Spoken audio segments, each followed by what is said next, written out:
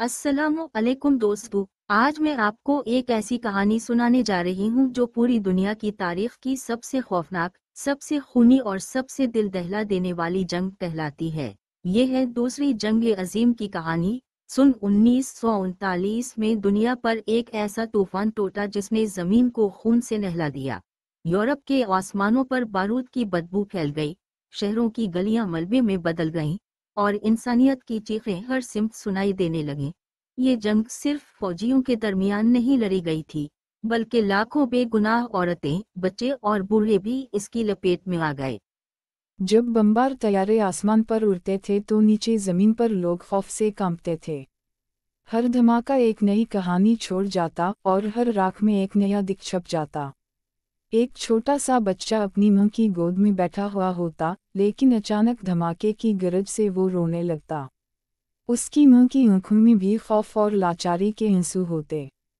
सन 1940 में जर्मनी ने यूरोप के कई ममालिक पर कब्जा किया।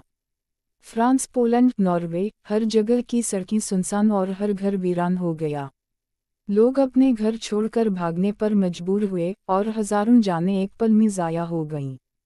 दोस्तों, एक लम्हे के लिए तसव्वुर करें कि शहर के दरमियान में आप खड़े हैं और हर तरफ आग और धुआं है। लोग चीखते हैं, जानवर भाग रहे हैं और ज़मीन पर हर तरफ मलबा बिखरा हुआ है। ये मंजर हर दिल दहला देता है और हर आंख को नमी में भीगने पर मजबूर कर देता है। सन 1941 में जब जापान ने पर्ल हार्बर पर हमला किया तो अमेरिका जंग में शामिल हुआ। अब ये सिर्फ यूरोप की जंग नहीं रही थी, बल्कि पूरी दुनिया एक आग में जल रही थी। समंदर में लड़ाइयाँ, आसमान में बमबारी, जमीन पर हर दिन लाखों इंसान मारे जा रहे थे।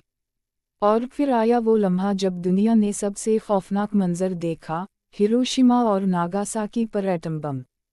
लम्हों में दो बड़े शहर राख में बदल गए।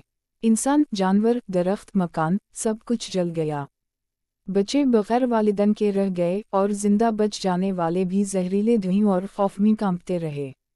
ये जंग 6 साल तक जारी रही। अंदाज़न 7 करोड़ इंसान मारे गए। सोचिए, 7 करोड़ जिंदगियां जो एक पल में ख़त्म हो गईं। हर कब्र एक कहानी छुपाए हुए है।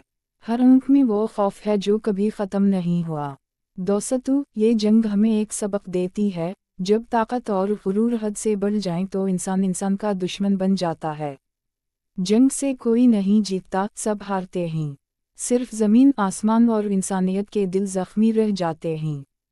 उसी लिए हमें चाहिए कि हम सुलह, मोहब्बत और अमन को अपनाएं ताकि ये दुनिया दोबारा ऐसा खौफनाक मंजर ना देखे। हमें एक दूसरे के दिख समझने चाहिए, नफ़रत की बजाय मोहब्बत बांटनी चाहिए और हमेशा याद रखना चाहिए कि इंसान की असल ताकत अमन में है, ना कि जंग में।